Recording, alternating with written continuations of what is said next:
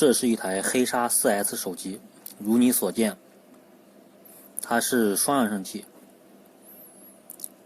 它的这个音效在业界也是比较知名的，可以和小米10S 一比，而且它的音效是超越了这个红米 K40游戏增强版的。这是一台摩提 R7S， 它也是双扬声器，它的这个音效呢，虽然没有很多的让用户接触过啊，但是它的音效也是不错的。好了的是，这两台都是游戏手机，然后呢，这两台这个公司几乎都处于一种半倒闭状态吧。摩提还没有倒闭啊，它只是去做电动车而已。然后黑鲨的原因，我就不多说了，大家应该都清楚吧。给大家展示的就是它的这个音效，它的这个喇叭。先跟大家说一句，这个 R7S 的这个喇叭也是可以在国内手机上排得上号的。一首爱人错过，就像这两台手机一样，他们曾经也辉煌过，只是我们错过了。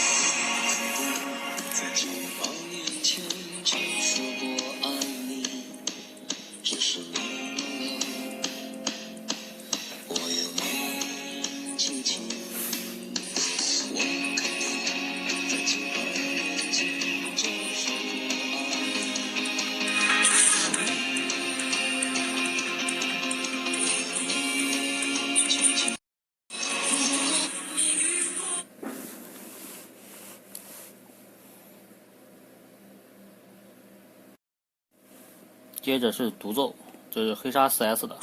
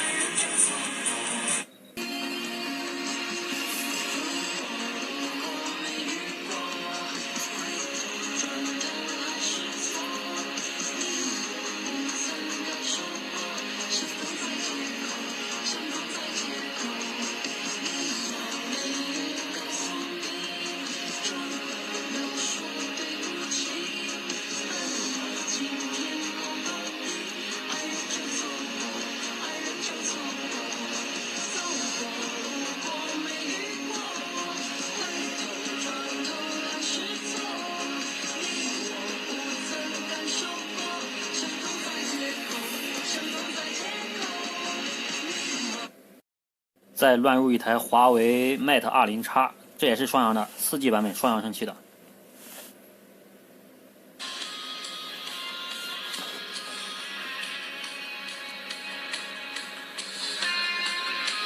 一样都是中等画质，50%画质，50%的音量。